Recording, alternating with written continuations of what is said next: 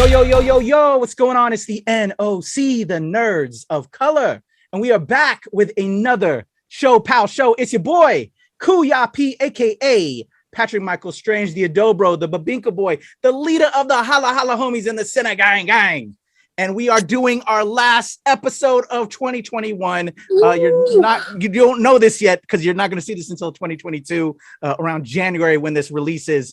But we're happy this year is finally over. We're ready for the new year. We're going to bring it. And I'm excited to shout out the amazing Ates. Unfortunately, as you've been following us over the year, Kataphorric is in Japan. She's handling business as an educator, teaching over there. So we send all of our love. She'll be back in 2022. But let me bring in from the stuffy spa, the homie, Viva Valentina. What's up, Tina?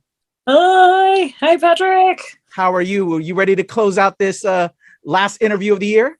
Yes, I'm so excited. We have Christina Benthall coming on to talk to us, and I'm really excited. All right, let's get into it. I would say with ShoPowSho, the success of ShoPowSho is due to amazing publicists that help us get the talent and celebrate them with what we do. So shout out to all the publicists out there, all the PR firms. Christina runs Christina Relations. She's also an actress herself. You might have heard her in a video game. And we'll talk a little bit about that, which is one of my favorites. So I'm super excited. Let's go ahead and bring her on because we're ready. We're ready. We're hungry. We're excited to get into this. You'll see her up on the screen in just a second. There she is, shooting off air horns. Christina, you can go ahead and unmute. But I'm shooting off air horns. It's in post, so I don't deafen you because I care about your ears. Welcome to the ShoPowSho. Hi, guys. Welcome. Yes. Thank you so much. Really appreciate your time. Excited to get into your story because I see you were a little bit of a dancer too before you got into some of these other things. You've had a lot of creative hats. I just heard your opening and I was like, oh, he went deep. He went all the way.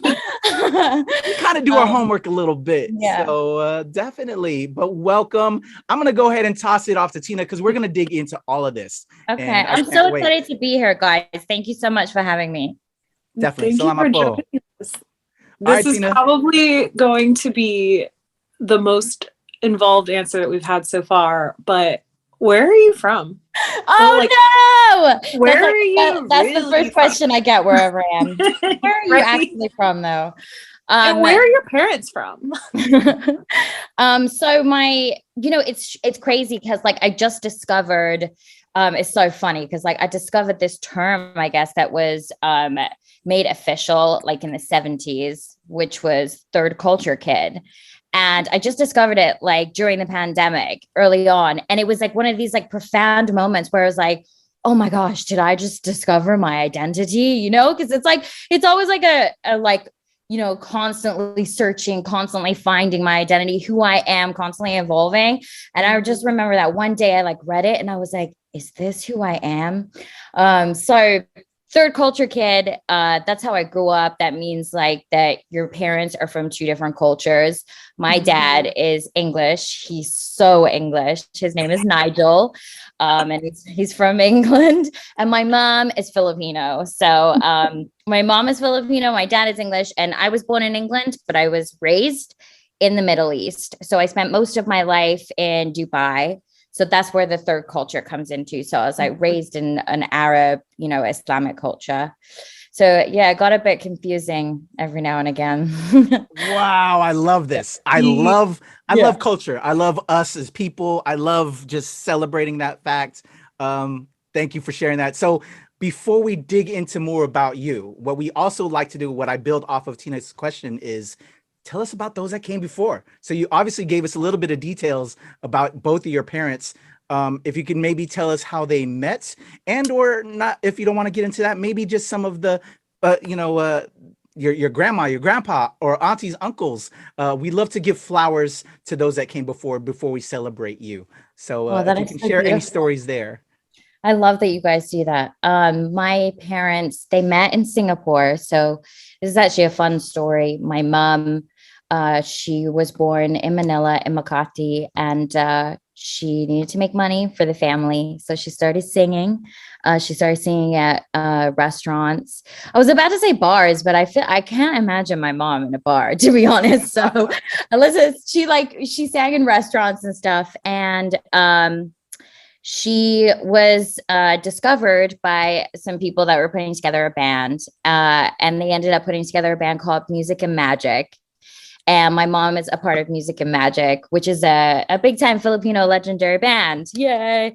And it has a lot of my aunts and uncles, like my titas. Like it's amazing. Her story is absolutely incredible. And I remember I have like so many, like my memories are like not mental memories of Philippines. They're like feelings in like my heart, like in my stomach, like I'm just like, I think about it and there's like blood flow immediately that happens in my body.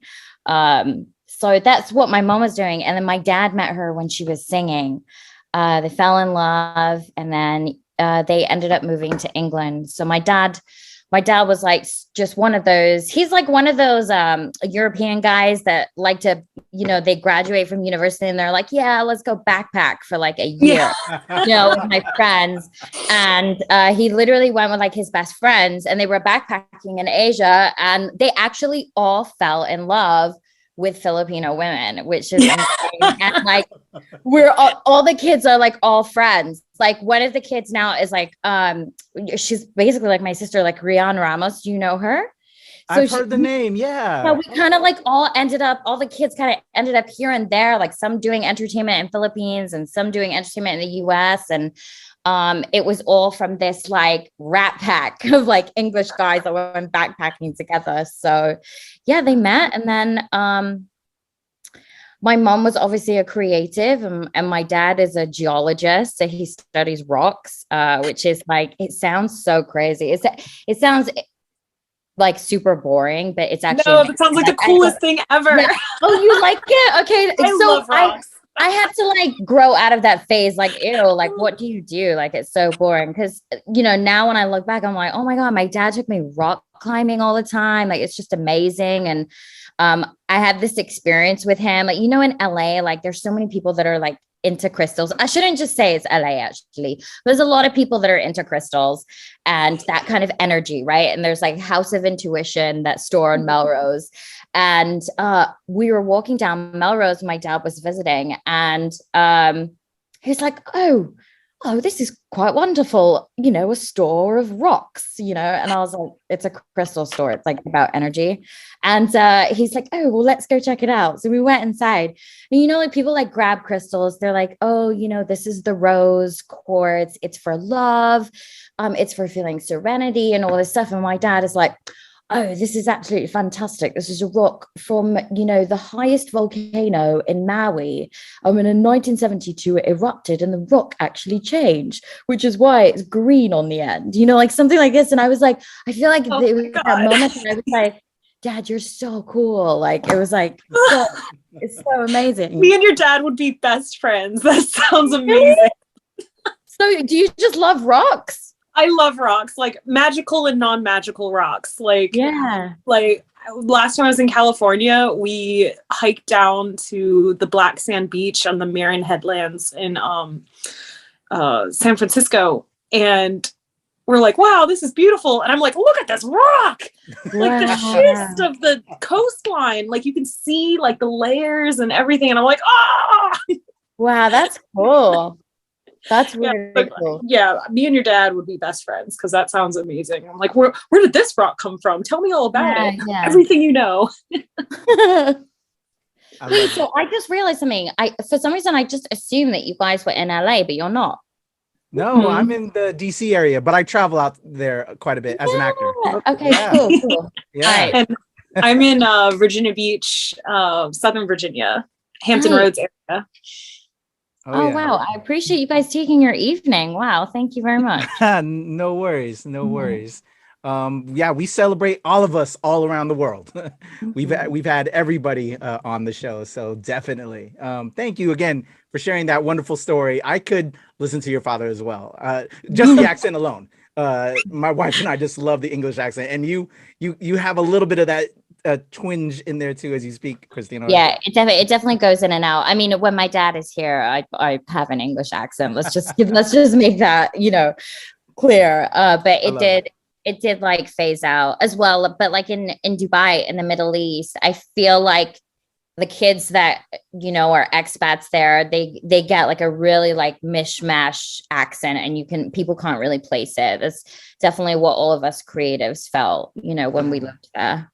Interesting. So let's get into that. Let's talk about were you born in UK and then moved to Dubai, or vice versa? Yeah, so I was born in London. Okay. And my dad worked on oil rigs because he would go and look at the rocks. And we used to like kind of be placed here and there. And then we were sent to Abu Dhabi when I was like 12. The really interesting thing is that, in London, obviously England is my heritage as well. So I really just felt like I was sitting in my heritage. But I didn't realize until I moved to Abu Dhabi and Dubai, that's kind of where I started to meet other Filipino people. In my social life, in school, just out and about, every day. That was not happening in England. Oh. I wasn't really, I don't know if it was like the time, I don't know if it was the place or anything, but I definitely wasn't exposed to that. And then in Dubai, it was kind of like, oh, here's my people. So it was really cool when we moved there, and it was an amazing experience growing up there. It's very safe, and I had a very rich and beautiful, like teenage years growing up there. Awesome. I can believe that, because I was in the military at one point in my, upbringing, growing up, and joined the military. And I met a lot of Filipinos in the Gulf, in Abu Dhabi and Dubai. And it was like, oh, we're here. Of course we're here. We're everywhere. So it was beautiful. And okay, so growing up in Abu Dhabi and Dubai, let's talk about a young Christina. So you moved there at 12. What was that like? Or did you know a difference? So from 1 to 11, you were in the UK. What was that transition like? And obviously you kind of met your people. You found people that looked like you. Tell us about that, like those early stages and what you were into, and what would your parents tell us you were into? Oh gosh, I don't know what my parents would say. I think my parents would say, what's weird is me and my brothers and sisters found some pictures of my bedroom in Abu Dhabi and Dubai. And I looked at like the things that were on the wall, and I was like, guys, like, was I okay? Like, I asked my parents, like, I had a lot to express, you know what I mean? Like, that was just like, I just had so many things that I was like putting on the wall, and I was like, oh my gosh, it was like so insightful, seeing what I was trying to express at that age. And that was around 12 to 14. So, it was very sort of like Britney, Spice Girls, Christina Aguilera, and lots of colors. And I just loved movement. So to be honest, I don't know if that was encouragement from my parents, or if I was always like that as a girl, because like I was just one of those kids that was in dance. I wanted to like swim, do dance, like go horse riding. Like I wanted to do it all. And it's funny because I just gave birth. So like I have a baby girl, and she kind of, congratulations. Thank you. Yeah. So it's like, I'm like, oh, I wonder if I was like that, when I was that age. And I feel like she's also kind of the same. Like she's always like moving and just like speaking, always some sort of expression, intentional expression too, which is interesting. But yeah, so I think, during that time, I don't remember the transition from England to Abu Dhabi. Okay. But this is where it gets really cool. It's like I started going to school with, Filipinos, Arabs, French people, people that had come in from Scotland, people that come from Australia, American people. And so what would happen was, like, if we had swim meets or competitions, like all the different like special schools, like American School of Dubai, English School of Dubai, Japanese School of Dubai, we would all compete together. So you're just constantly, being, mixed up with everybody. For me, that is like where I most feel calm and like at home. When we start having some sort of like segregation, like I get a bit of anxiety. Like I'm just like, oh my God, like I just remember it being this like beautiful experience where everyone was just together and everything we did was together. So I started dancing then. I think that's when it started to get a little like serious, where I was like starting to commit to certain arts, etc. Yeah. Awesome. Which, like you said, it's like very much in our culture, right? Yeah. Mm-hmm. But was it impressed upon you, or is that something you decided to do? Because, in our culture, we want you to do this sometimes, or maybe was it kind of impressed upon you, but then you in turn fell in love with it and made it your own?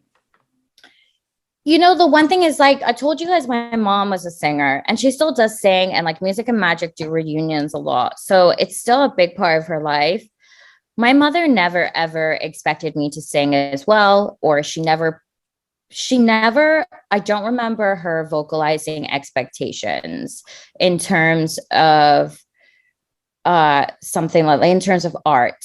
But it was obviously just naturally in our household. Now, like I definitely felt like my mom wanted me to have like access to opportunity. So how I said, like, I did horse riding, tennis. I think that she really understood, like when we were in a place where like we had the privilege for me to do all of those classes, like she put that privilege to good use. And that's like where the finances went, you know what I mean? And I was just exposed to so much. And then it was like, well, what do you want to do? You know what I mean? Yeah. And then I always really enjoyed school. So I was kind of like never like the top of the class, but like top 5, and I had this thing, and I know you guys will get this. It was almost like I was like a jack of all trades. Like I was like, I'm cool, like being good and like enjoying all these 8 different subjects, or like all these different types of art, instead of just being super amazing at science, like I just had this kind of, the blood flow was like going to so many different places. Oh yeah. Oh yeah. I'm with that. I'm totally, whatever that niche is, or that feeling, I just want to be able to go with it. And right. I love that. I hear that. Awesome. So, did you find anything difficult with any of that? And so your mom didn't pressure you, or you didn't feel that. She didn't. She didn't feel the pressure. Did you like feel a certain way, or? Yeah, definitely. I think there was a pressure like to be on time, which by the way, I'm still working on. A pressure to be on time. I definitely, like in all transparency, the most difficult thing, and especially now that I look back at it, the conflict in my upbringing was, my mom's culture was so strong and my dad's culture was so strong. And, I feel like that generation, at least in my family experience and in my friend groups and stuff, the skill and art of communication in personal and close relationships was not really talked about and not exercised. Therapy obviously wasn't a thing back then. It's like still really not a thing. Oh my goodness, especially with that generation. And I feel like the conflict growing up Hapa and like being in a different culture was that no one was communicating together. Like, how as parents, how do we want to raise our child? Like, what is our household? How do we bring Philippines and England together and live in this other country and nourish our child to, something that we're proud of? And how do we nourish ourselves as well? Like how do we take care of ourselves? I feel like it just wasn't communicated. And there was no communication with me either. So I was just kind of like, going with my mom's form of discipline or my mom's rules. And then I have my dad's discipline and my dad's rules. And then I was kind of like in this other country that followed the Quran as the law, like it was an Islamic country. So it's just like really weird. Like a lot of the times I'd be like, what is going on? I feel like that was the most difficult thing, that there was a lot of, my mom is like, and this is also, I feel, very part of the Filipino culture. Like she's very attached to her culture. It is who she is. She's so proud of it, and there's so many incredible things when it comes to family. I mean, it's an incredible culture. And I sometimes wish like more of that culture was integrated into my upbringing through communication. I'll tell you this. Welcome to the Mixed Kid Mafia, which is what we call ourselves too. Myself, Tina, and Kat, who isn't here. And that's also why we're doing this ShoPowSho. To learn, as mixed kids. So you're one of us. Love. There's learning and having to exist within those parameters. So what would you say to somebody that's watching this right now that is just like us? What did you do to power through that? As a kid, I think I powered through it by really. So the other thing is that there's a 9-year gap between me and the second child of the family, and then it's like boom, boom, boom. Like that's how challenging I was as a kid. They're like, we need to take a 9-year break and then we can have another baby. No, just kidding. But yeah, so there was like a 9-year gap, and then my brother and my 2 sisters, they're kind of really close together. So just naturally, I was a little bit more like a lone wolf, but not recluse. Like I wasn't introverted, but I just kind of, sometimes the household was a bit confusing. I felt like things were not clear. And it honestly was Noah's fault. I really do feel like this is a universal thing that everyone goes through. And I think my solution to that was I'm gonna leave the household. So I started, being very social. I like to go out all the time. I stay busy, that, I was always in classes. I was training a lot. And I just like expressed myself, I think, through being an athlete and like being a dancer. But I was like very, very friendly and very, very social from like 12 until, probably about 25. And then I started being like, I like staying at home. I love it. Okay, let me bring it back a little bit. And we kind of touched upon this. You said your mom was very proud of her Filipino-ness. Your father, very proud of his Englishness, if you will. When you first realized, let's take it back to before, just, here's your mom, your dad, and you're also living in this, in this Arab country in Dubai. When did you realize you were actually Filipino or English or not Arab, that you were different, that you were Hapa, that you were this person? Did you ever experience, maybe like an early, did you experience racism? What was that like when you came into, I am Christina and these are all my parts, this is who I am? Right. To be honest, like, this is actually the first time that I've done an interview about my identity. And I felt like I was ready to speak to you guys. Or I felt like in a good place, like where I was super excited about it, because I had finally reached that place where I was like, oh, this is who I am, and like that. There's a lot of embracing going on. I'm 34 years old now. So I think the first time, so it's really interesting because, I had a very different experience living in Dubai than my mother did. Mm-hmm. So, I really didn't experience, actually, I was like about to lie. So I actually did experience racism.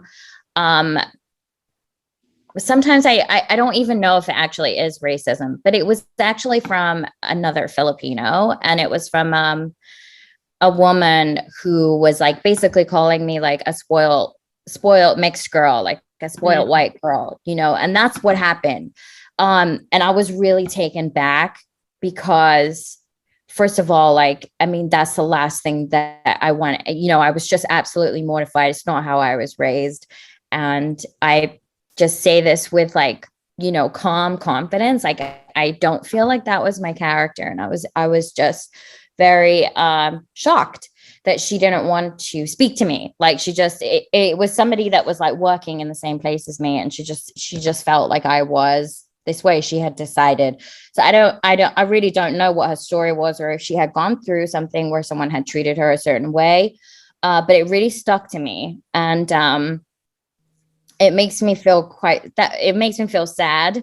Because there is that whole complex, there is that. I remember going to Philippines, and like when I was a child, so before I was 9 years old, like we would have security with us, and that's purely just because of kidnapping rates. And I think that is absolutely insane. Like now that I think about it, now that I have a daughter, I would absolutely pay for security as well. And it is that really kind of like dark complexity that like white is money. It's a tricky thing. Also, because my dad is just the most he's such a kind soul. Like he comes from a very kind family, an open family. I mean, he was a military kid too. His dad was a major in the British Army. I think my dad was in the army and he got kicked out. I don't know if I'm remembering that correctly, but it's funny because he's like so by the book, and like, just always wants to go by the rules and have integrity with things. But I think when he was like around the time he met my mom, I think he was a bit naughty. But yeah, I vaguely remember him being kicked out of the army. So that stuck with me in terms of racism. Identity wise, I don't think I ever really sat down and thought about it until moving to America. And I feel like that's a lot to do with like the patriotic energy out here. Everyone from a very young age is like, I am Republican. I am, from here. I am, it is very like, I am space. Like I didn't grow up that way. We're kind of just like living life, So how did you guys grow up? Like, did you feel like it was like, I am this, I am that? Oh yeah. Okay. You had a kind of you were kind of forced to choose and right into boxes and labels. Or it was chosen for you. Yeah, right. Exactly. Yeah. Exactly. Yeah, like we are this, like, this family is this. So coming out to America, I think that's when the conversation started. And it was crazy because like to be honest, I connected more to the Arab culture when I lived in Dubai than I did to the Filipino culture, for sure. I felt like I was embraced by Arab people more than I was by Filipino people, to the point where naturally I put in the effort and I just did this. I now can speak Arabic conversationally. I wanted to, it excited me. It brought me so much joy. And I feel like a little bit of shame saying that. It makes me a bit sad. But that was my experience. And I think I realized that when I moved out of Dubai, I was like, oh my gosh, like I'm just not connected to Philippines at all. And I think it's definitely something that me and my siblings talk about openly, and we do struggle with. Like we're very much now in a place where we're like, how can we connect to our Filipino heritage? We need to make the effort, now that I can afford it. I'm like, when can I go to Philippines on my own and just embrace and like feel the country that I'm from, like feel the dirt like on my feet and just meet people on my own. Like that's honestly like one of my dreams. Like I just want to go there, like get off the plane, and it's just me, and I'm just there for like a few months experiencing the country on my own. For me, like I remember being like, I want to make enough money to be able to like go and just do that. Absolutely. I mean, that's one thing that we talk about frequently, because again, like, we're the mixed kid mafia.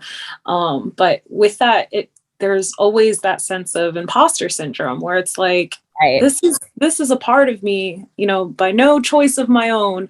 This is a part of me, but I feel like I have to work for it. Like I have to go out and seek it. I have to claim it. And part of doing ShoPowSho is that's part of our journey of claiming it, of finding ourselves in it and celebrating part of us.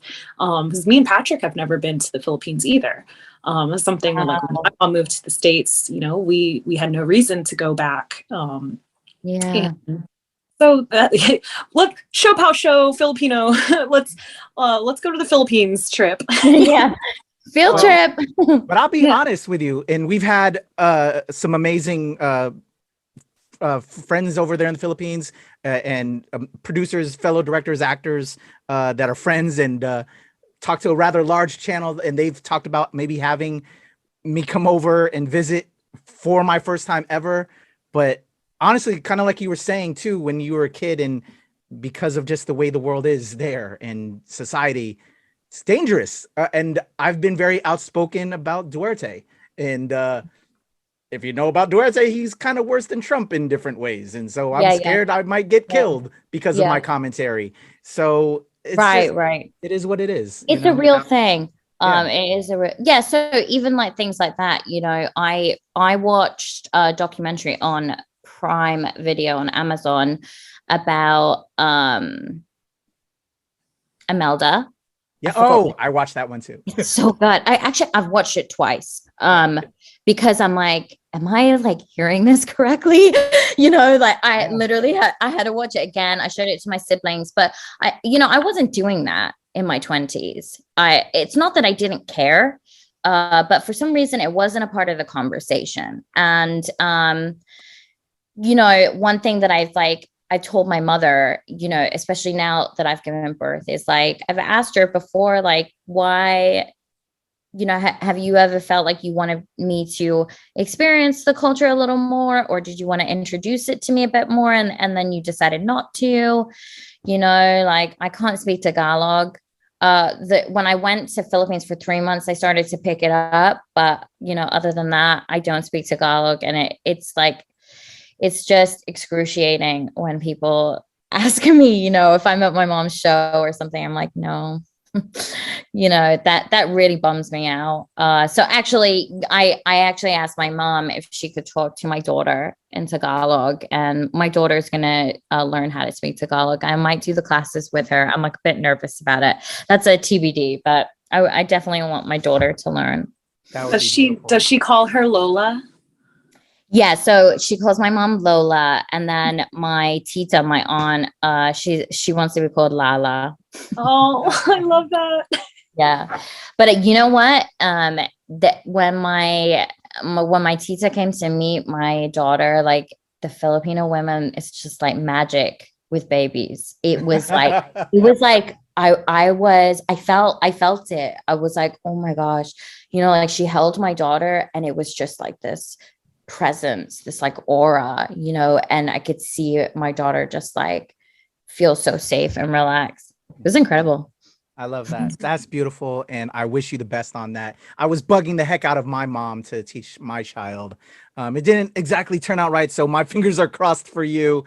Thank you. I'll let you know her to make it happen, because it's difficult, and I'm trying to teach myself as well. So there's a lot of stuff out there that you can make that happen. But again, like, trying to claim it, right? Like, exactly. Yeah. So were there any elements? So you didn't learn to, because that was going to be one of my questions. Did you learn the language? Are there elements of the culture or food or traditions that you at least, or that your mother practiced, that you maybe we do eat. We have a lot of Filipino food. I'm not a big cook. Like, I'm not really a kitchen girl. But we have Filipino food when we hang out with my mom, and there's definitely like these random days, honestly, like I wake up, I'm like, I need to find a Filipino restaurant, like, or like, I just want Jollibee, like, it's very specific, you know, and I wake up and I'm like, I just need the Jollibee spaghetti, you know. So I definitely feel like food is the most, like, one of the most like present parts of the culture. Actually, Charlotte, my daughter, her nanny is like, I wanted a Filipino nanny as well, and she's so wonderful. She'll like come and be like, Christina, like, I cooked you lumpia. So I've actually been eating more Filipino food recently. That's real love. Yeah. I know. I like cry when I eat it. I'm like, I love it. Okay, so we talked a little bit about culture, and we talked a little bit about your hobbies going into your teenage years, and so now I kind of want to get into the professionalism to take it to a professional level, if that was what you wanted to do. So let's get ready to graduate from high school, going off to university, college. If you did that, I don't know yet. You're gonna tell me, but when you get into high school and you're making it, not just a hobby, you want it to be something you want to do, or did you want it to do? What was your aspirations leading up into high school, university? Because one of the big questions we always ask is here in America, quite a bit, is you can do arts as a hobby, but that's not what you're going to go to school for. We want you to become an engineer, a doctor, a lawyer. Right. What did you want to do? And did it follow through as well? So take me into that time period. So I feel that through my teenage years, I was still doing everything. And my parents kind of just let me do that. So like I said before, I really was a jack of all trades. So when the conversation started happening in school about like, what do you want to major in? What do you want to go to university about? I didn't want to have a conversation. Like I just really, and I don't even think I was vocal about it. I was just like, I just didn't vibe with it. I didn't want to choose one thing. It felt like it didn't really fit for me. I think a lot of that does have something to do with living in Dubai. There is definitely an experience where you like live in a bubble.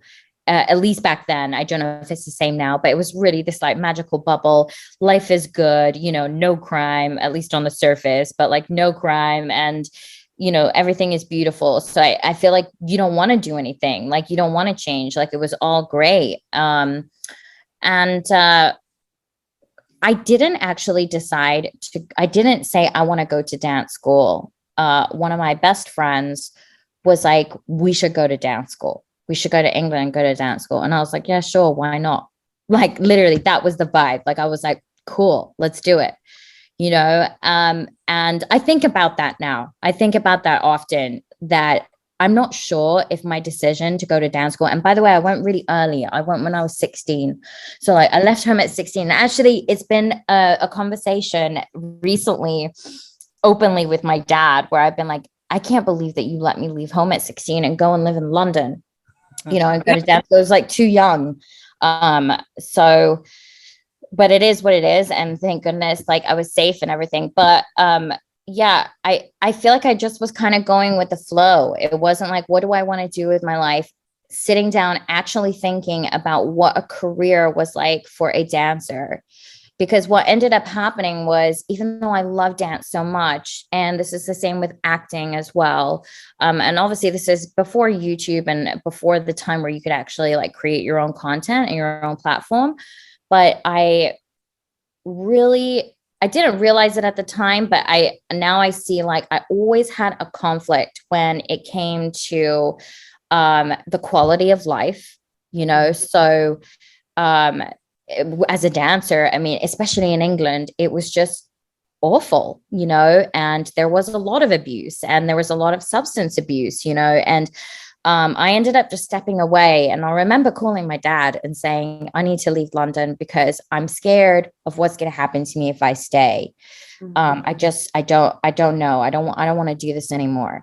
So an incredible time as a dancer in London, but I ended up moving back to Dubai, and this is actually really insane. But when I moved back to Dubai, I continued studying dance, and I started working in Dubai as a dancer for a company with an Indian woman called Sharmila.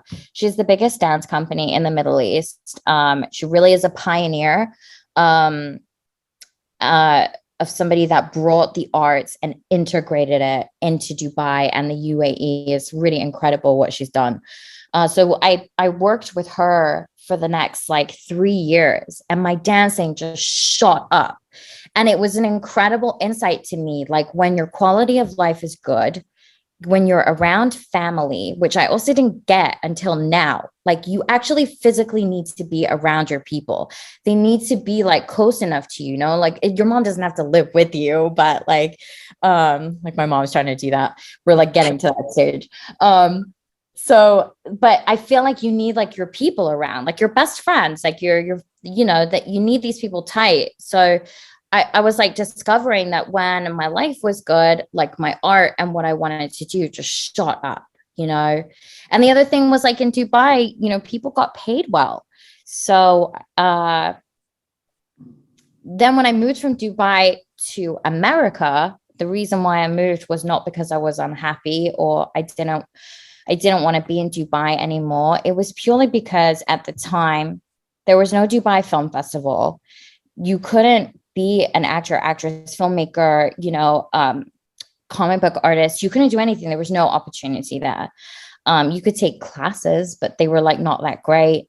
Dubai had not really like tapped into that yet. So there was nothing for me. I was in a space where like my life was really happy, but like I just was like, what am I going to do? You know, just settle down and just live here and live a good life. But so that's why I moved. And I'm happy that I moved because it is a bubble. And I know that there's so many different places in the world where people will say that, like, they'll be like, oh, you know, I'm from Virginia. I lived in Virginia my whole life. It's a bubble there. Or like, you know, oh my God, LA is such a bubble. Like, I get it. You know, that's a universal experience. And so that's why I moved. And I moved with intention this time. And I went to drama school out here in LA. And I already studied drama a lot in England already. But again, fast forward, like I came to the same place, like, and I discovered this basically like once I got to my late 20s. Like I was like, the quality of life for artists is so poor. Like it's terrible. People get treated just horribly. It's just so bad. It's a rat race. Yeah. And like the concept of the casting process and the audition process, it ruins people. Oh, yeah. It drains them. It brings them down. It like tears their souls. And like, I know that sounds dramatic, but it's true. You know, as a foreigner trying to stay in America, work in America, get your visa, get your green card, be legal, you know, that just like it consumed like 3 to 4 years of my life, just trying to wrap my head around like the immigration process and the feelings of rejection. As you know, somebody in their 20s, that's insane. It's so hard, you know. And I really tried after I went through it. Like one of my missions now is like, you know, that's what my company is about, is like supporting creatives and supporting artists, taking care of their mental health, making sure their quality of life is good, you know, making sure they have education, they understand how to work the immigration system if that's what they need to do, you know, because if all these things are not taken care of, how are they supposed to make music? How are they supposed to draw comics? That's their gift. You need to set them up in a space, like a safe space, so that they can actually do what they're meant to be doing. But it was like all these, you know, all these crazy things. So I think like in terms of like acting and stuff, you know, now that's actually why I fell into voiceover, by the way, because voiceover was for me a safe space. You know, it really was. I felt safe in the studio. I didn't have to do hair and makeup. So I wasn't being judged for the way I looked. You know, my work wasn't based on the way I looked. I could go in pajamas. And I felt like everyone in the studio was like, cool. Like everyone was like hanging out, you know, like we're all friends. It didn't feel competitive, like, you know, in a dance studio. I didn't feel like I was waiting outside an audition room and like, I can't be friends with the girl next to me. And I can't be friends with this girl, you know, and there's a line of like 200 half Asian girls, you know, and I'm like, it was just so weird always. And eventually I was like, I don't want to do this anymore. Like nothing is in my control, you know, to the point where like, even when I would get gigs, like, I don't know, it's just, it was really hard for me to kind of keep myself, not just afloat, but like keep my gifts, like the fire, you know, going. Yeah. Yeah. So I completely feel that. You know, I started acting in 95. Ace Ventura 2 When Nature Calls was the first film. I'm an old guy. So But cool. that melody keeps me looking young. But yeah. So cool. So That's iconic. you get used to rejection as an actor, especially Yeah. when you're an Asian American actor, you're a Filipino Right. American actor, you're a mixed kid actor. But that did you they don't guys know the boxes. Go ahead. Did you guys feel like, you know, in the past like decade, did you feel like I'm not being represented? I'm not seeing people on the screen? Or did you just like not even know, even though that was happening? I don't feel I was, well, go ahead, Tina, you go ahead. Well, it's like, yes. And then you try to find representation where you can. Like, I'm wearing a Mulan shirt. Growing up, that was my princess. Right, because right, that was the closest thing that I had. Yeah. So it felt like things like that. And it'd be like, oh, that's an Asian thing. That's Yeah. me. I'm kind of Asian. Maybe. Yeah. Maybe Pacific Islander. I don't know. Right, right. Yeah. So you find it, and you find it where you can, but it really isn't until I got a little bit older and we're starting to see more Filipinos out there that it's like, oh, that's my representation. Like, oh my God, this summer with the Olympics, there was like a mestiza fencer that won. Yeah. Weightlifting. Yeah. Philippines got gold. Like, you know, That's you start insane. to see those things and it's like, that's us. Yeah, it really is like profound. I think you're so right. I've never actually discovered that before. Like you try to find the representation. Yeah. Yeah. Exactly. I completely agree. And for me, I get a little emotional when I think about myself and my journey in my past, and that's why I do this, to present everybody else's journey. But I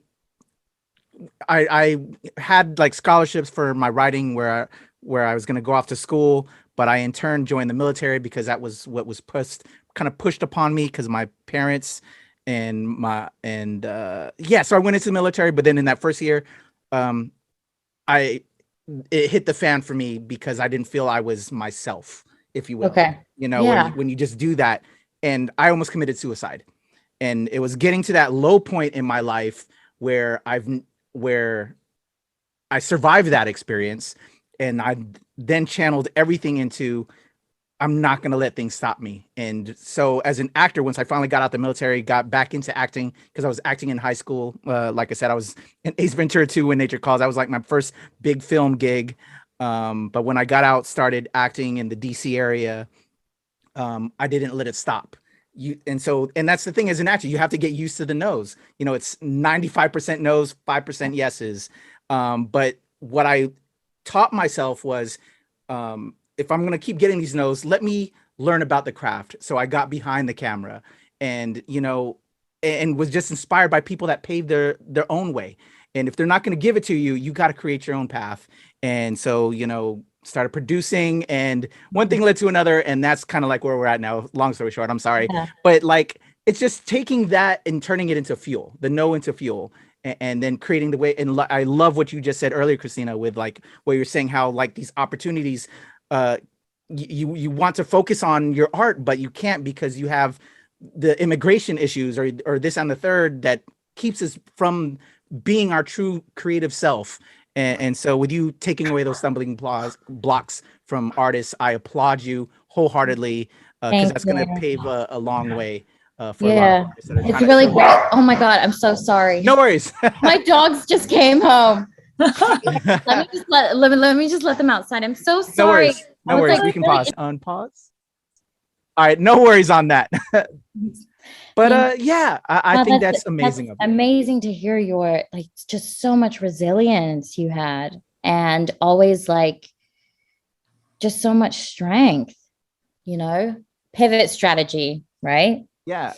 And I think and as I learned about like our people, that's what our people have done, you know, and as difficult as it is, because again, there's a lot of problematic Filipinos that, like you said, you experienced, I've experienced it as well. I think, I'm sure Tina, you know, I think it's with every culture, you know, right. because we're not 100% this or that, but no one Yeah. ever is, you know what I'm saying? That's what humanity kind of puts onto us with that, you know, but no, I think it's beautiful that we just build and we keep building. And I'm sorry, I got sidetracked, but let's get back into you. So we're in LA, you moved there. Was before you got onto the actor journey and going to school and creating, I want to get into how you became so amazing and started Christina Relations, but you were there without your family. You know, as you said, you wanted to get the different opportunity that you could find here in LA. What was that like? How did you make the blocks fit in order to start up and get going with what you wanted to do? So in terms of not being around my family, I feel like I was always used to being in a different country than my family. And then as I got older, I was kind of like, wait, where is everybody? You know, like I want to be around the people I love. My siblings ended up moving to LA as well on their own, like all at different times. You know, one of my sisters is like a producer, like creative director in fashion. My brother is a guitarist.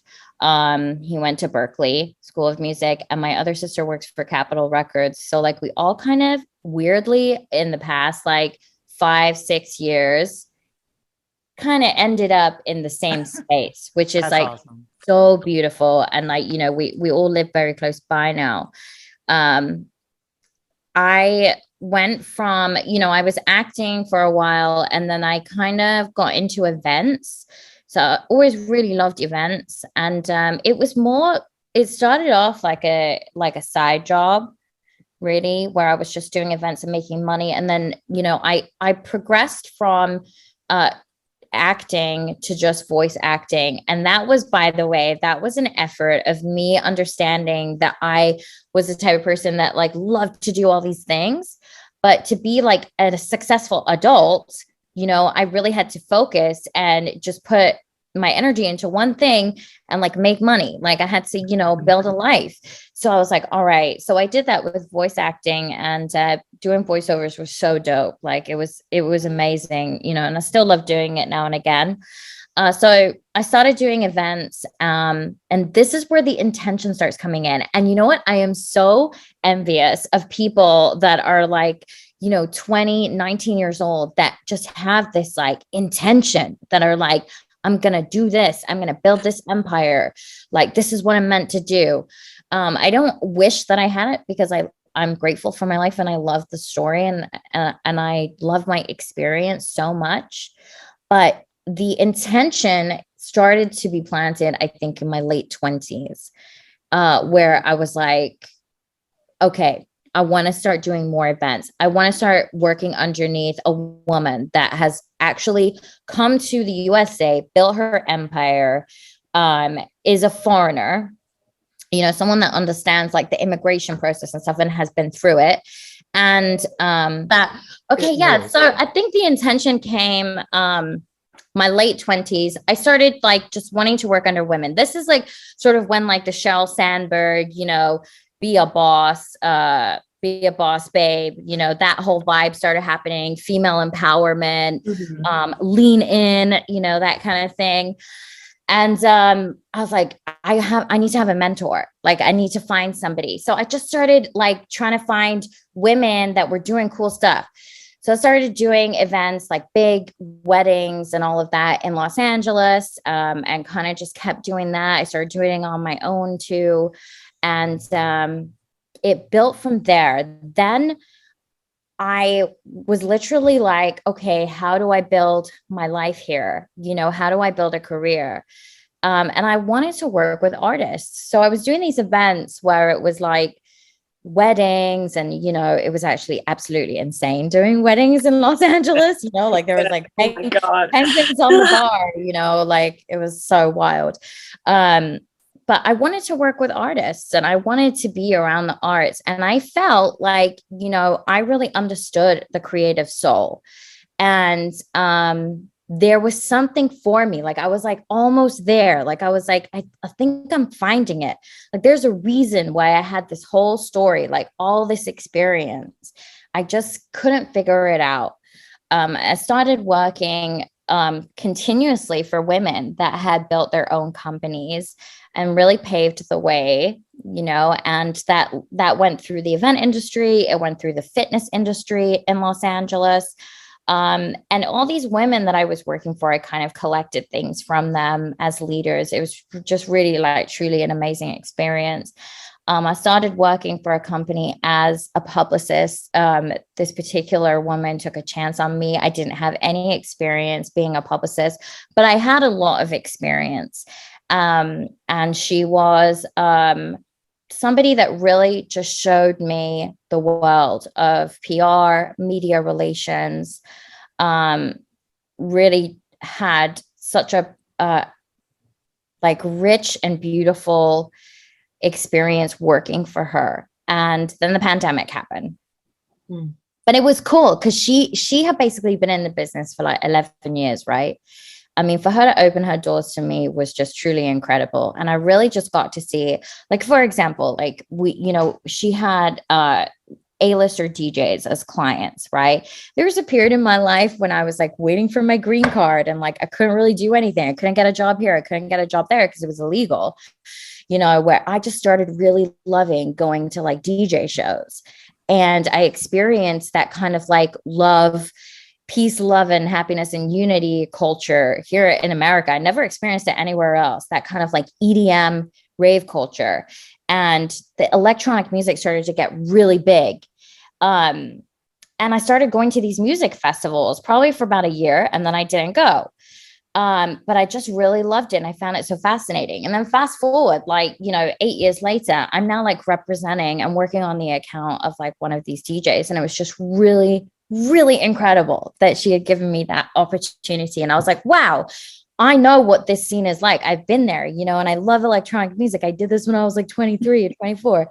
So it was really awesome. And then during the pandemic, I don't know about you guys, but the pandemic really had like a few like backwards blessings for me. Mm-hmm. I was really in a place where like I really had to stop. Like I had to just stop. That's such a great way to put that. Backwards. Yeah. I try to be like, I try to be mindful about it because obviously, there was so much pain and challenge for everyone on so many different levels. But that for me personally, there were backwards blessings. And one of them was just to chill. I didn't move. I didn't have events to go to. Nobody was chattering to me. We were all kind of just placed in our homes and had to sit with ourselves.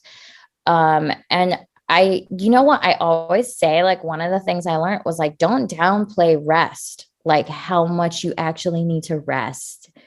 And that's what I felt like I did in the pandemic. And I really took everything I learned, especially from the past like 6 months before the pandemic. And I was approached by a couple of people who were like, hey, listen, like I want to do this project and I want to do that project. I wanted to ask if you wanted to work with me. So we started working together. And I was working with like 1 or 2 people. And then I just was like, oh, I should really kind of make this a real thing. And start asking for money for it. You know what I mean? And I just made it official and it grew from there. And, we're a small but really fierce team. And it's crazy because it's like I started my business and you're kind of just trying to get your feet on the ground. And like every opportunity feels like an incredible opportunity. And it's just so exciting. It really is such a special time. Now I'm in that place where I'm like, okay, what kind of artists do I want to represent? Like, what are the people? And I'm always being brought back to my heritage, because I'm like, that's who I am. Like, that's who I believe in. And like, this is like where it gets really exciting, I feel, because there's so many incredible Filipino artists out there, right? There's actually like so many like dream clients. I'm just like, oh my gosh, like my dream client list just for Filipinos alone, especially Filipino women, is like so long. I'm like, oh my goodness. So I'm really at that place. It's just like, it feels really exciting. I love that. Oh gosh. All of that is just resonating really, really hard with me. Oh my God, really? Because I feel like I'm in the same boat as you. As like everyone took a hard sit the fuck down during the pandemic, and started a pandemic business, and I feel like I've been chasing my tail ever since. And it's when you were like, if your quality of life is not good, like how can you create and how can you, move forward? And I was like, I really needed to hear that tonight. Because I'm happy to hear that. Man, and I empathize with you so much, because it's sometimes it gets overwhelming, and then but there's these things that are just happening, and you're like, always, wow, this is amazing, but then it's like there's never a chance to catch your breath. And now 2021 is almost over, and I'm like, I have to file this. And you're like, wasn't 2019 like last year, like yesterday? Right. And so no, I totally get it. I'm glad that like connected with you. And that's what I discovered. That whole like quality of life thing is basically the foundation of Christina Relations. It's about supporting brands and artists and supporting creatives to the point and to a place where they can create, where they can do everything, and just do that. We have like a lot of programs that are really based on mental health support. And that's why I love your guys' podcast as well. And just like what you said, it is like a way of processing things and just like taking care of yourself, right? This is a form of self-care for sure. Even just like connecting with people like this is really important. It's honestly very important what you guys are doing. So thank you so very much. Yeah, this is therapy for us every week. Yeah, it is. Sometimes we cry. Oh yeah. I'm such an empath. I think as creatives, we're empaths. We feel what is going on with what we do in the world. And when you gotta let it out, you gotta let it out. And I can't thank you for opening yourself, Christina, with this conversation, because it took a while to get to where we are now and where we can be happy with who we are now. That's all of us right now on this call. So thank you for sharing and opening up like that. Because I feel, and I love the words you use as well, to echo what Tina said, the backward blessings. It has been rough. I've lost quite a few friends and family during this pandemic, from both the COVID and just health in general. So it's been difficult, but if not for, I don't want to give the credit to the pandemic, but ShoPowSho was born because of the pandemic, right? With what was going on. Right. And now it has become so very successful for me, and getting close from both me and Tina and Kat with our culture, and it's inspired my artistic self again. Shout out to everybody watching this. Check out Don't Look Up on Netflix right now. Well, it will be on Netflix, but I'm back into acting again. And with Leonardo DiCaprio, it's out there now. So it's just been so purposeful to just go, like you said, you channeled yourself during this time, Christina, right? And now you've got a renewed focus of what you want to do. And let's keep that positive vibe and that energy into 2022. I love it. It's just so beautiful. And I can't thank you for sharing all of this with us. One question that as we were talking, when we were talking about dance, what kind of dance did you do? I don't think we got that. I'm curious. What type of dance did you do? When you go to dance school, it's like school. So you have different subjects. So like your registration is ballet. So you wake up, you do an hour and a half of ballet. That's where you register. And then, that's the amazing thing is like you go into jazz, classical jazz, you have a tap class, you've got musical theater, you go into hip hop. So it's perfect for Filipinos because like you get, everything. A little bit of everything. But for me personally, my favorite type of dance was tap dance. I was a big tapper. Okay. Yeah. And one of my icons, like Gene Kelly, I think I've watched Singing in the Rain.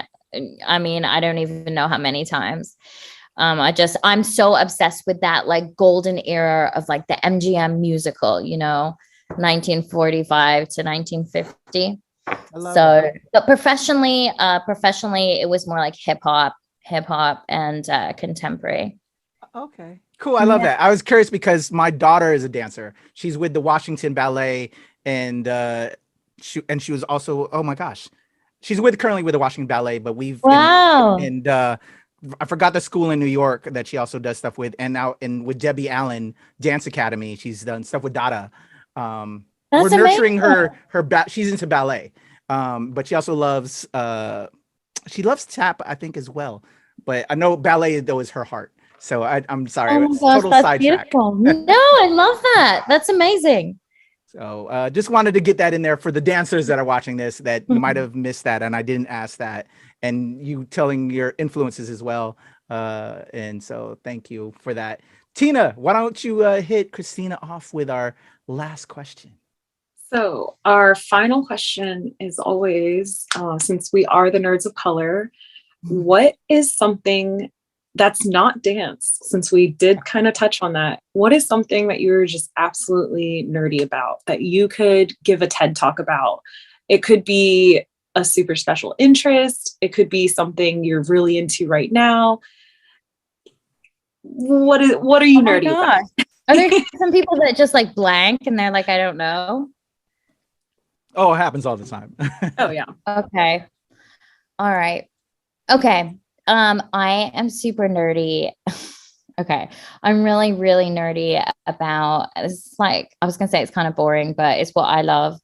I really love like Jane Austen stories. So this is like my English heritage tapping in. But like Jane Austen, I just read her books all the time. I like just know that culture really well. My grandmother lives in the English countryside. So like when I was growing up, like I would always just like wear long skirts and then like get my boots muddy because I went on like 2-hour walks, you know, for like no reason. Like I was like contemplating like who to write a letter to, you know, later. Like I'm so like obsessed with like, you know, that period movies and stuff like that. That's awesome. Beautiful. Yeah. There was a big resurgence on TikTok of the 2005 Pride and Prejudice movie, and I went back and I was like, I keep seeing this on TikTok. I'm gonna watch it. It's on Netflix, and I watched it and I was like, I really like this movie. Oh my god, the Keira Knightley one. Yeah. Honestly, I could literally watch Keira Knightley. You know how like people watch ASMR or whatever, or like these lo-fi videos? I could literally watch Keira Knightley in like a period costume, like walking in the English countryside for like 8 hours. And I would just be like, I would be so fulfilled. You know, it feeds my soul. But you know what? I think that's also, by the way, like, I think I didn't realize I was confused, but I was so connected to that growing up. And when I was, you know, in drama school, they would always cast me, you know, I would get casted in these plays and these stories that were predominantly in this genre. In the real world, in the real world, that would never happen, you know, like, it's never happened. Like, honestly, like my dream would be to play Elizabeth Bennet in Pride and Prejudice, like see me like walking through the countryside to find my Mr. Darcy. But it's like, it just, that never happened. And I remember being like, I feel so connected to this. Like, I just want to do a Jane Austen movie, but I didn't realize it was because there was like systematic wrongdoings of representation in the entertainment industry. I couldn't think that far, you know, or that much in depth. Or I don't think I ever really asked why. Like, I was just like, oh, but that just like doesn't happen, you know? We can adapt that, make a Filipino version or just mixed culture version, you know, hop a mix. Is that time period? Is that where you got Charlotte from? Oh yeah. So that exactly. So all of that. So Charlotte's second name is Lavender. So it's like, so we call her like, we introduced her as like Charlotte Lavender. I know when I told my mom I wanted to name my daughter Charlotte, she was like, why? And like, you know, I really had to have that difficult conversation of like why I wasn't giving my daughter, you know, a Maria or a Marie, because my second name is Christina. My first name is Maria. That's so Filipino. But you know what? I clapped back at her and I was like, you know, here's the thing. I would be so open to considering it, but I actually don't even know why. Like, I was like, I don't know why my name is Maria. I don't know if it's just because all the women were named, I haven't even been told that. Again, it was like about communication. Like, I didn't understand the tradition, and I also didn't understand like why I was like called Christina, but it was like Maria Christina. That was my mother's name was Maria Antonia Susana, and she went by Susan. So it was like such a Filipino thing. Oh my gosh. Yeah. So, I did clap back at my mom, which was like a bit scary, but I was just like, I don't really understand that tradition. So if I do that with my daughter, I'm doing something that I don't understand. It's like, it's not intentional, but yeah, that's where Charlotte's from. I love that. Before we let you go and let everybody know how they can reach out to you, I just remembered something. Shout out to my buddy Raul over there at Christina Relations. As you see the Spider-Man stuff, I'm a super nerd, and I used to write and publish comic books. Now I'm doing this film stuff now. But you used to work for Stan Lee, is what as a nugget I heard, or you worked with Stan Lee or something. Stanley used to be, before he passed, rest his soul, he was a client of ours in a previous company I worked for. Oh, okay. So that's where the connection was. I love that. Yeah. I had the pleasure of meeting him before he passed, and it was very sad that he was getting to that degree. I did a couple of award shows at Baltimore Comic-Con, and it was an honor to meet him. He's an icon. Wow, that's so cool. So is that what you love? I did this, I can't remember how old I was, but I did this like Deadpool parody. I don't know if I saw that too. I forgot to ask you about that as well. The musical. We did the Deadpool parody musical. So the guy, the stunt coordinator, and I believe he was like one of the assistant directors for it as well. Brian Dana, he brought me on, and he taught me in drama school. He taught us fencing, and he taught us stunt coordination. And I remember they asked us to go to Comic-Con for that, but we didn't end up going. I wish we had. It's kind of like a low-key like dream. Like, how cool is that, Okay, well, we can make that happen in the future. A Comic-Con panel. Yeah. Yes. We do a lot of conventions and shows, so down the line, I do a Asian American panel for a lot of shows. That's awesome. Yeah, like just to let you guys know, like this opportunity, it just means so much to me, because speaking to Raul, who works with me, it really is like oh my God, I'm like getting emotional. So this was really like, oh, you guys jinxed me. You were like, sometimes we cry, and all the love here, but love here. Yeah, like it really was like I was just like, I want to do more stuff with Filipino artists, and just connect with them, and just connect with people that are doing stuff for the community. And so this is really, really special to me. I will treasure this forever. Oh my God, you're gonna make me cry now. Well, before I end it out, like I always tell everybody, welcome now to my ShoPowSho family. You are now Ate Christina with the amazing Ates. Welcome to our family. It's just all about, again, we've and also, we've talked about your story up until now, but this is only the beginning of your journey. And we want to be here now that you're part of our family. As you move along into the future with anything you do, please come back so we can celebrate that, show love and light, because that's what this is all about now. We've, with all the chaos in the world, we at least want to be that one constant to help, just support. And, you got it. You got it.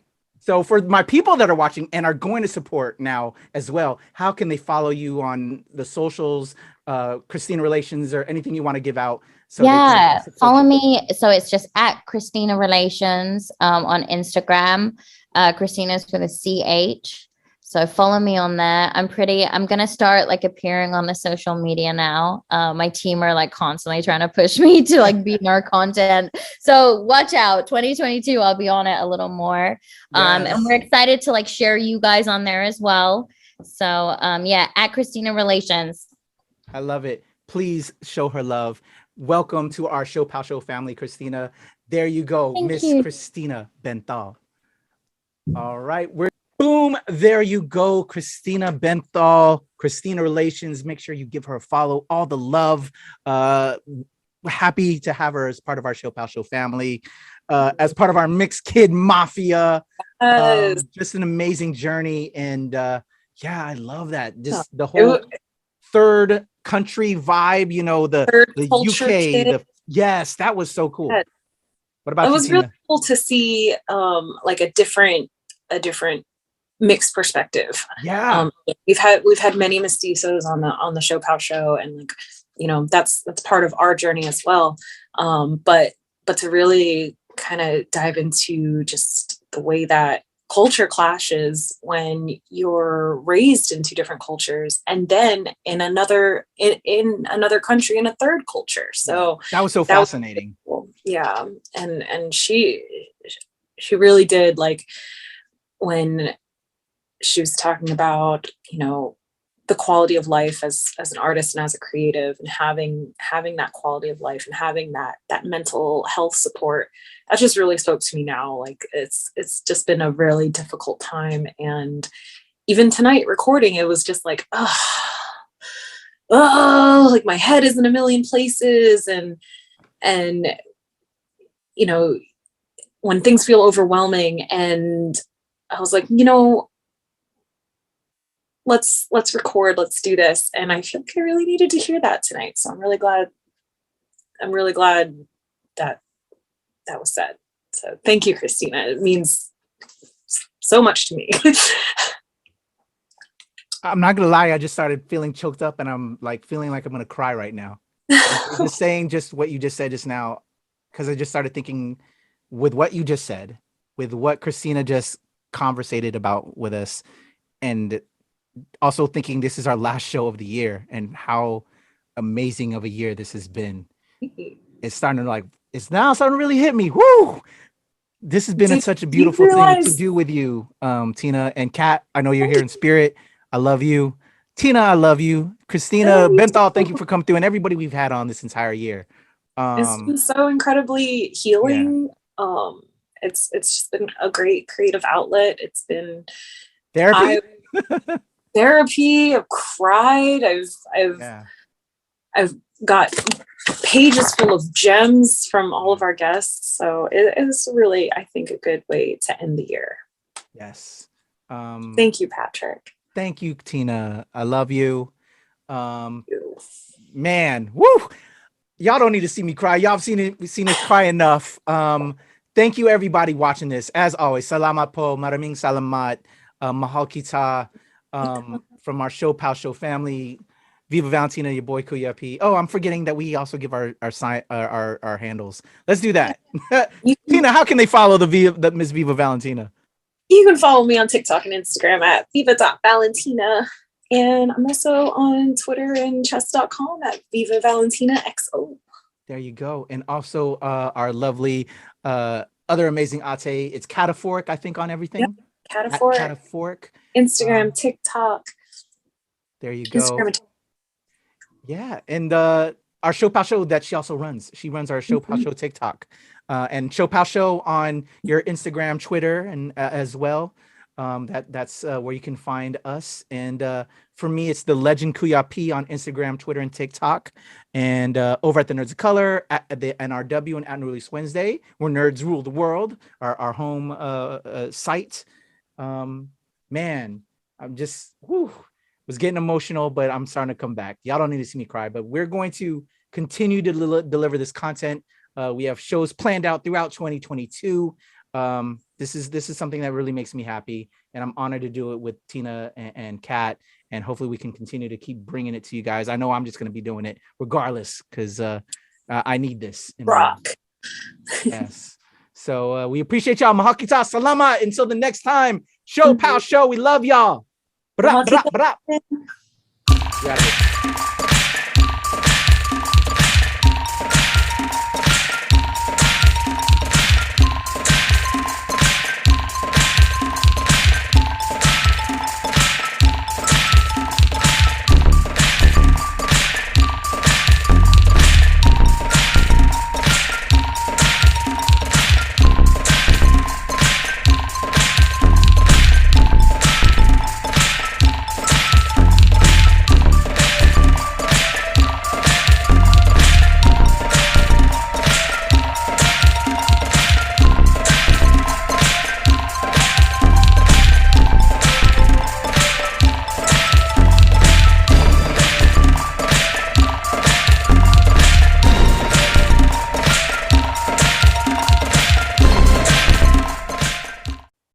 Hey everyone, I'm Christina Benthall. I'm founder of Christina Relations and I'm a publicist. I'm excited to be on the ShoPowSho.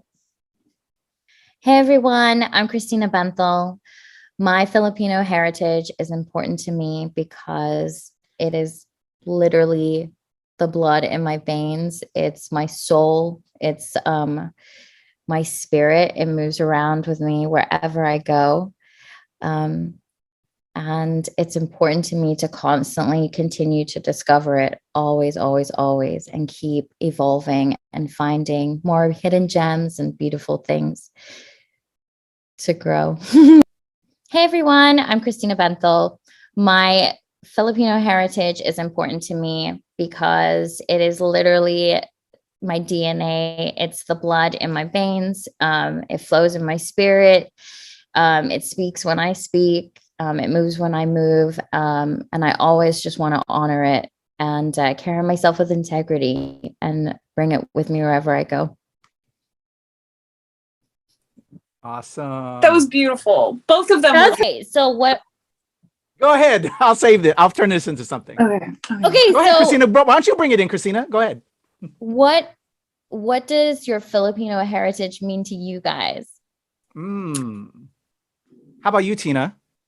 My Filipino heritage means to me, it is something that I am, that even if I feel like sometimes I can't always claim it, it always has a claim on me.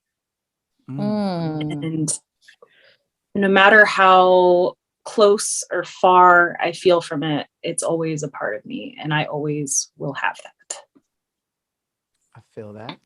I feel that. That was honest. I think about it, but I was like, oh God, I don't know. We've never had someone turn it around. Yeah. No. You go, Patrick. That's the publicist in me. Publicist in me. Man, for me, wow. I appreciate you throwing it back on us, Christina. I think mine is gonna change probably whenever somebody brings this back on me. It's love. I think the most important thing. While it has been difficult, I think I embrace my Filipino heritage so much because there's memories that are more filled with love from that Filipino side. I grew up as a mixed kid, like all of us here right now, but the people that I think that most came back at me with love was people of Filipino descent. I grew up, again with a lot of different types of people, but I think why I cherish my Filipino side so much is because it always came with love. Food is a big thing, I think we all know as Filipinos, and just that sense of community, and that's where I'm when I talk about love. Even though there's aunties and uncles and titos and titas that will talk about you in front of your face, and you're why don't you speak Tagalog, or there's a lot of venom sometimes that could be in there, which makes it difficult.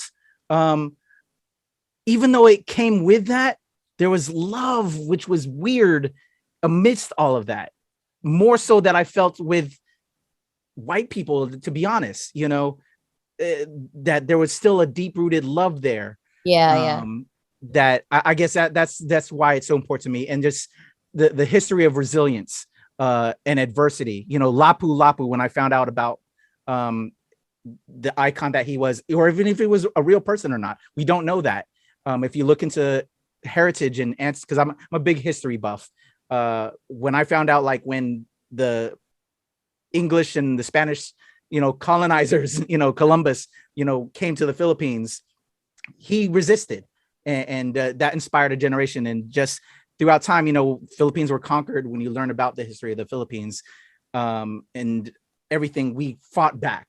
And I love that spirit, that you might beat us down, you might try to erase us, we're resilient, we're going to keep it going. And I guess, like I said earlier throughout our interview with you, Christina, and my own history, where I've went through difficulty, but I rose above that, and now I turn that negative into a positive, And that's what I'm going to continue to do with my life. And I think that's a Filipino spirit. That's a Madrigma spirit from you warrior women, because we have amazing warrior women in our amazing Filipino women, such as yourself, Christina, to the both Christinas right now, you know, and I think that's just us as a people, that no matter what you do to us, we're going to be resilient. We're going to keep striving. We're going to keep pushing. And I love that. So that's, I guess, long answer short. Love. And true Short answer Patrick long. fashion. I'm sorry. That venom love. Yes.